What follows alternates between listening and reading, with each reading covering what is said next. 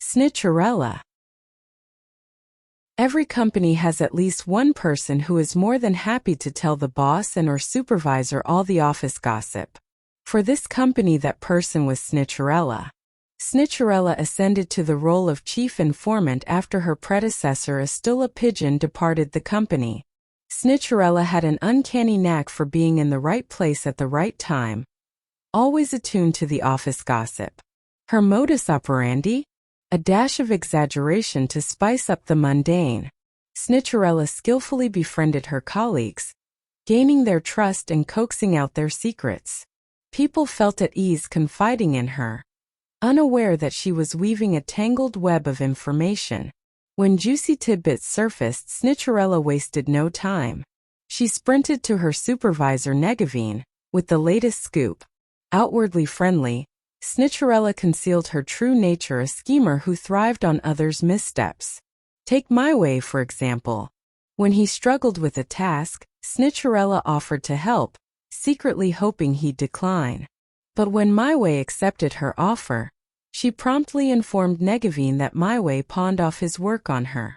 The supervisor, trusting Snitcherella's version, reprimanded My Way without knowing the full story of how Snitcherella had offered to help and he had accepted. This pattern repeated itself. Snitcherella's skewed narratives held weight, and her status as head snitch/informant was solidified. Aspera. A young, smart, and ambitious colleague, Aspera joined the company. Snitcherella, ever the opportunist, befriended her. They shared breaks and lunches, cultivating a seemingly harmonious work relationship. One day, over lunch with her boss, Demandi, Aspera expressed her desire for career advancement. Demandi praised Aspera's potential, promising future promotions. She just needed to be patient. Aspera left the lunch elated and was eager to share the news with Snitcherella. Beneath her congratulatory facade, Snitcherella was green with envy. A few days later, Snitcherella discreetly probed other co-workers. "Oh, what should I do?" Aspera clocks in for work but does not go to her workstation. She goes to the break room and sits for 20 minutes before returning to her desk. That is like Aspera's stealing from the company.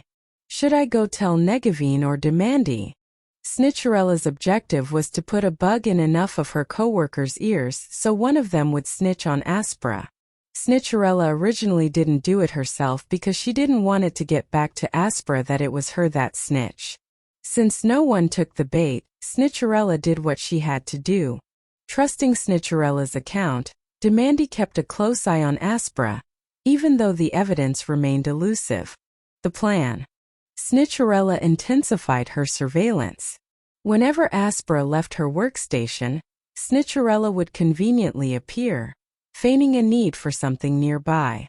Her subtle scrutiny highlighted Aspera's absences. As time passed, Aspera grew frustrated. She confided in Snitcherella, expressing dissatisfaction with her pay and unfulfilled promises of promotion from Demandi. Snitcherella seized the opportunity. "Why endure this treatment?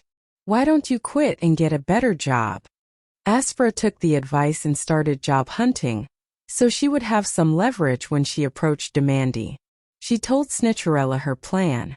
Snitcherella wasted no time.